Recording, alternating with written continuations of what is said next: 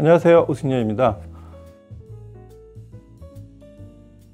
자, 베스트 매칭 시리즈 이번 시간은 가장 핫한 제품 중에 하나죠. 제품이 가격이 좀 만만하다고 그래서 그럴까요? 하지만 성능은 결코 만만치 않죠. 블루사운드 파워노드 3세대, 그냥 파워노드라고 부르죠. 그래서 2i, 그러니까 2i 지나서 이제 3세대까지 된 파워노드라고 그냥 부르는 앰프와 스트리밍이 같이 있는, 그래서 올인원 스트리밍 앰프라고 보통 부르죠. 오늘 이 제품 살펴볼게요. 자, 그 파워노드는 저도 이 제품 출시가 되자마자 의도치 않게 혹은 저도 관심이 있어서 굉장히 출시 직후에 바로 저희가 한번 다룬 적이 있었죠.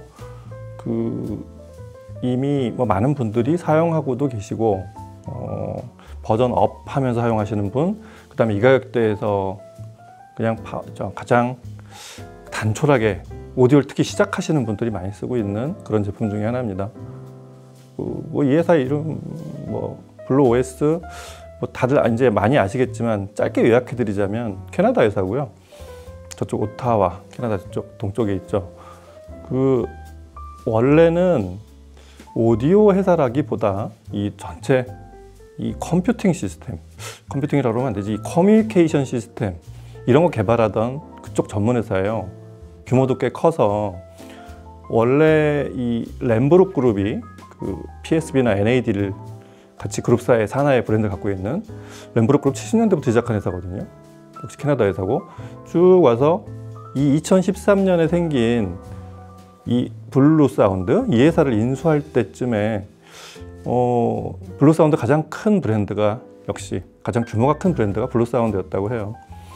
그래서 이 회사를 이렇게 보는 시각은 NAD라는 앰프, 그 다음에 PSB라는 스피커, 같은 램브룩 그룹 산하에 있는 이런 브랜드들하고 같이 이렇게 오버랩을 시켜서 보시면 좀 더 이해가 좀 되실 거예요.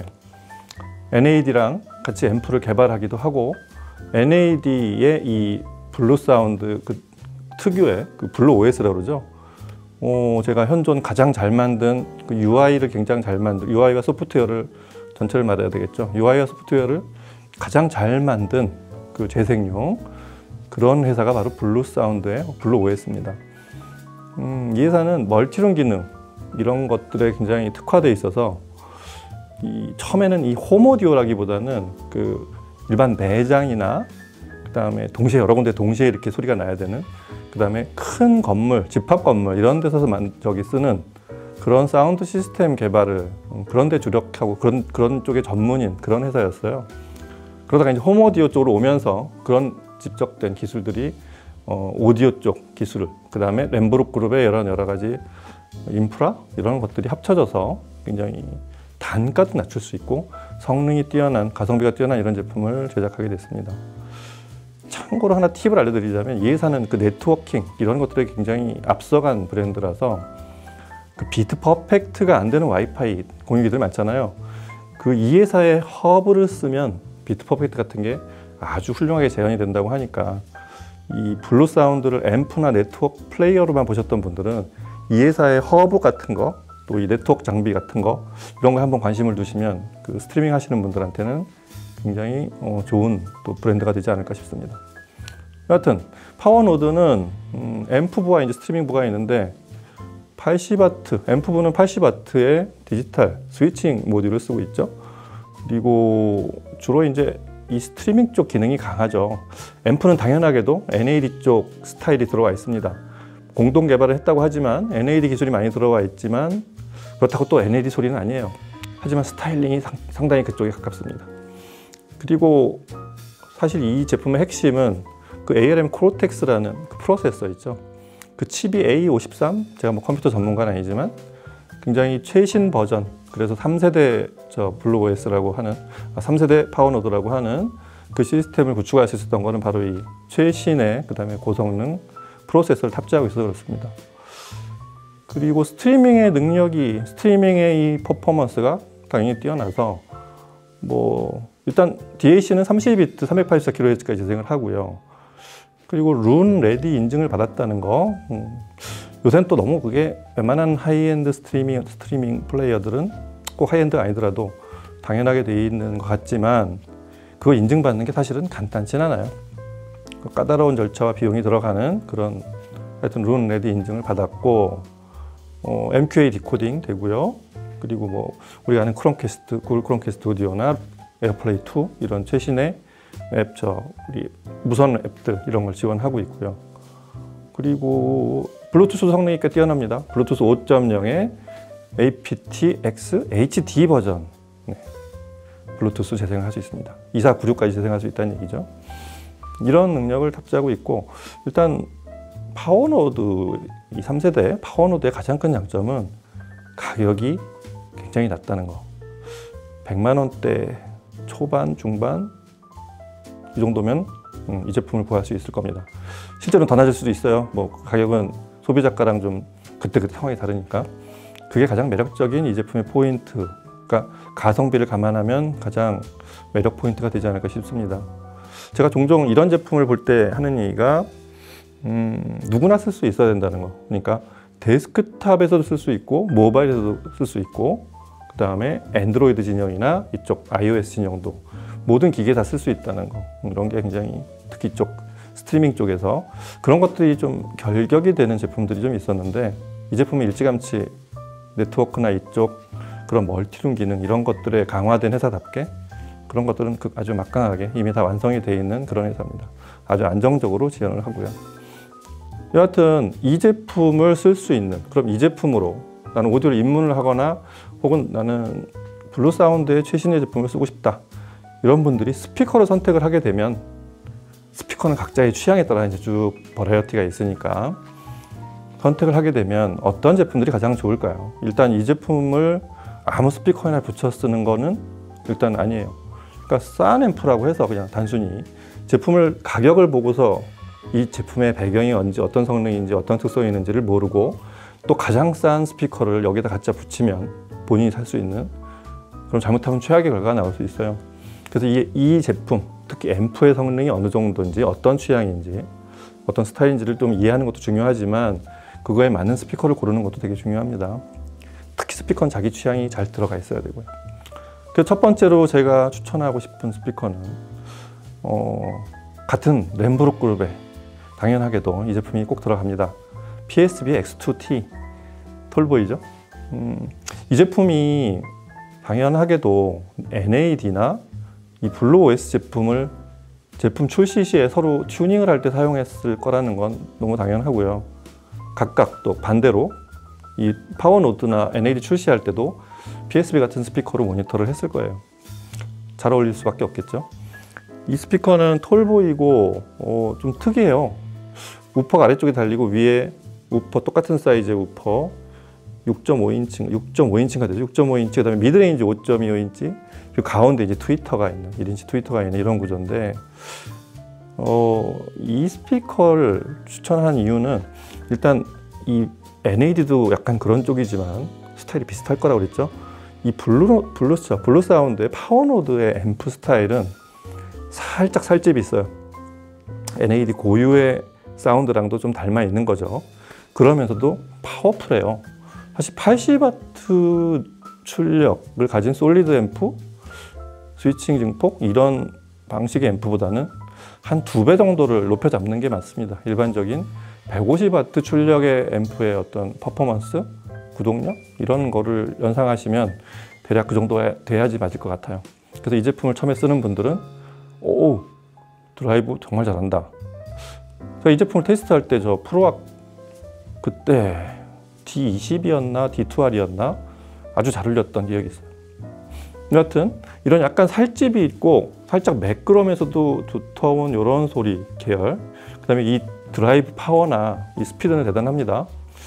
이런 특성을 감안하면 중고역 특성이 조금 좋은 선명한 스피커들하고 잘 어울린다고 아주 일반적으로 크게 이렇게 갈래를 탈 때 그렇게 보시면 맞는데 PSB X2T가 그래요.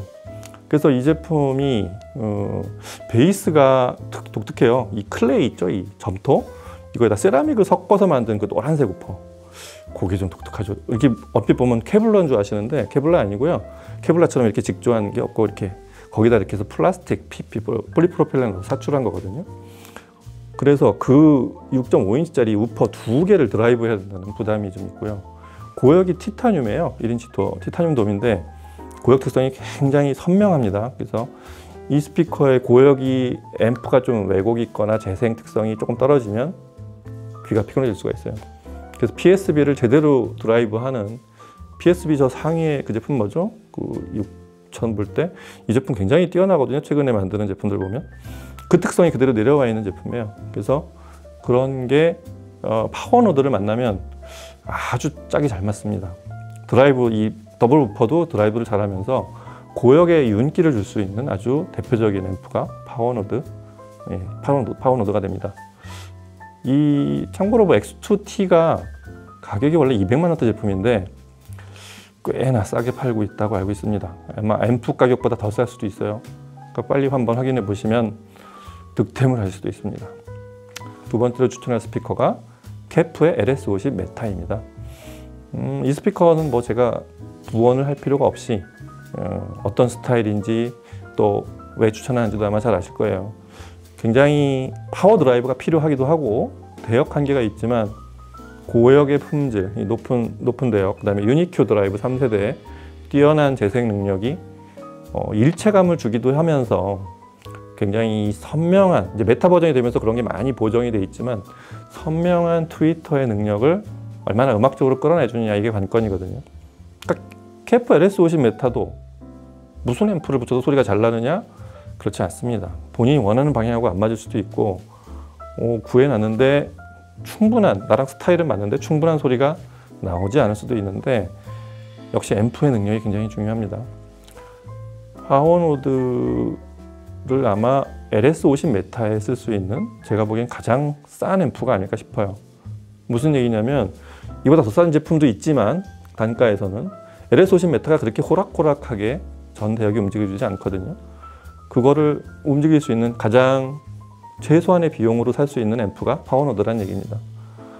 그래서 이 제품이 대역 한계가 60Hz 대 65Hz인가 이 정도 한계가 있는데 다이나믹은 대단하거든요. 앞에 이 DMC라고 해서 앞에 이렇게 동그랗게 두텁게 만든 배프를 그 파워 드라이브를 할 수 있게 그렇게 굽게 만든 거잖아요. 그거는 그 앰프가 얼마나 이 제품을 잘 다루느냐에 달려 있는데 무조건 출력이 세다고 해서 그 능력이 잘 나오지도 않고 여하튼 그러면서도 트위터가 강해지지 않게 하는 거, 이것도 굉장히 중요합니다. 파워노드는 아마 이런 스타일이 잘 맞는, 보통 그래서 NAD의 상급 제품들을 LS50 메타에 제가 추천하곤 하는데 가장 그냥 보편적으로 조합할 수 있는 조합으로 그거 특성을 조금 더 단가를 낮춰서, 물론 상급기하고 똑같은 품질은 아니지만 네트워킹까지 다 포함이 돼 있어서 아주 단촐하게 구성하면서 심플하게 완성할 수 있는 케프 LS50 메타에 붙일 수 있는 앰프라고 보시면 되겠습니다. 세 번째가 B&W예요. 아마 앞에 두 스피커 얘기를 들으면서 그런 특성, 섬세하고 고역이 잘 튀어 있고 베이스 드라이브가 중요한 그런 스피커 중에 아마 연상을 하셨을 거예요. 근데 805 D4는 가격이 좀 높고 이 앰프의 가격을 또 전체 시스템 구성을 예산을 생각한다면 그게 딱 좋은 게 바로 705 S2입니다. 시그너처는 더 좋겠죠. 시그너처는 805 가격하고 그 사이쯤 있으니까 좀 가격이 올라가고요. 그건 본인이 선택하시면 됩니다. 705 시그너처는 당연히 더 좋고요. 이 스피커는 아시겠지만 그래도 B&W, 이 B&W 내에서 805처럼 이렇게 그 다이아몬드 트위터와 뒤로 이렇게 만곡한 그런 그 인클로저 구조가 아닌 각진 형태로 제작한 805를 조금 더 예산을 어느 정도 좀 옵션을 줄여가지고 만들어낸 그런 제품이라고 보시면 되고, 정확히 말하면 805 이전에 이게 7 시리즈가 있었기 때문에 705를 진화시킨 게 8 시리즈라고 보시면, 그렇게 보는 시각이 더 맞겠죠. 여하튼 그래서 트위터가 미드 베이스하고 떨어져 있다는 이 특성, 이 705A는 저 트위터는 참고로 카본 멤브레인을 쓴 제품입니다. 다이아몬드를 당연히 못 따라가지만 일반적인 한 70-80%의 음악들은 들어보면 역시 체인버가 나눠진 B&W의 소리, 그 아주 아주 화사하고 그렇게 굉장히 투명한 소리 내는 거는 둘이 서로 어느 음악까지는 거의 비슷해요. 굉장히 그 부분에 대한 특성이 얼만큼 구현되느냐가 이 스피커를 사용하는 관건이 되겠습니다. 그래서 파워노드를 705에 붙이면 흔한 표현으로 좀 날아갈 듯, 두 제품, 앰프도 그렇고 스피커도 그렇고 아주 날아갈 듯 서로 잘 어울리는 그런 조합이 되죠. 가격대가 지금 말한 세 개 조합 중에 가장 높긴 한데 그래 봐야 한 뭐 이 리그에서는 100만 원 차이가 나지 않습니다. 아까 말한 제품들하고. 그래서 가능하면 이 제품을 705 S2를 사시면 만족도는 가장 높지 않을까 싶습니다. 705 S2에는 주로 가격대 예산도 있고 그래서 또 사이즈나 제품의 콘셉트이 있어서 한 대여섯 평 되는 방에 혹은 뭐 7, 8평까지 이렇게 컴팩트하게 아주 이쁘게 놓고 깔끔한 스피커잖아요. 그리고 여기도 뭐 많이 늘어놓지 않고 케이블 같은 거 안 보이게 그냥 딱 하나 놓고 단촐하게 무심하게 이렇게 선반 위에 놓고 이렇게 쓸 수 있는 시스템, 그런 앰프가 필요한데 바로 파워노드 같은 올인원 스트리밍 앰프가 아주 제격이죠. 무엇보다 사운드가 잘 맞고요. 이 스피커를 드라이브 하는데 사실은 거의 부족함은 없습니다. 뭐 물론 이보다 더 좋은 앰프를 쓰면 70S는 조금 더 섬세하고 이 입체감이나 기타 이런 퍼포먼스가 더 좋아지긴 하는데 기본적으로 70S2에서 못 들을 음악은 없습니다. 파워노드로 한번 꼭 들어보시기 바라고요. 자, 오늘은 이래서 블루 사운드의 대표 모델 잠깐 얘기를 했지만 파워노드, 특히 이 제품을 쓸 때 이 지구상에서 가장 잘 만든 그 스트리밍 앱 중에 하나인 블루 OS를 쓸 수 있다는, 또 그 화면 UI 이후에 이 이면에 돌아가는 소프트웨어적인 굉장히 뛰어난 그런 프로그램이 있지만 일단 쓰기가 너무 편하다는 그런 장점도 있는 게 바로 그 블루 OS를 대표하는 그런 컨트롤러의 장점이거든요. 거기에 이제 앰프까지 합쳐진 이런 올인원 플레이어, 올인원 앰프, 이거를 100만 원대 초반, 정확한 제가 실제 구매 가격을 잘 모르겠어요. 굉장히 하여튼 성능을 생각하면 제 기준으로는 이거 한 2배 가격은 원래 받아야 되는 성능을 프로모션 차원에서 싸게 만든 게 아닌가 싶을 정도로 득템 중에 득템인 아이템이니까 아직 이 앰프를 모르시거나, 앰프라고 하면 안 되지, 스트리밍, 그러니까 이 올인원 제품을 모르시거나 아직 내가 어느 스피커랑 같이 붙여서 써볼 계획을 못 세웠다 이런 분들은 제가 추천한 기기들, 스피커들과 한번 시청을 먼저 해보시고 그리고 결정하시기 바랍니다. 아마 후회 없는 선택이 되실 거예요. 오늘은 파워노드 3세대 버전 얘기를 해드렸습니다. 다음 시간에 다른 제품으로 또 좋은 베스트 매칭 얘기를 또 나눠보도록 할게요. 감사합니다.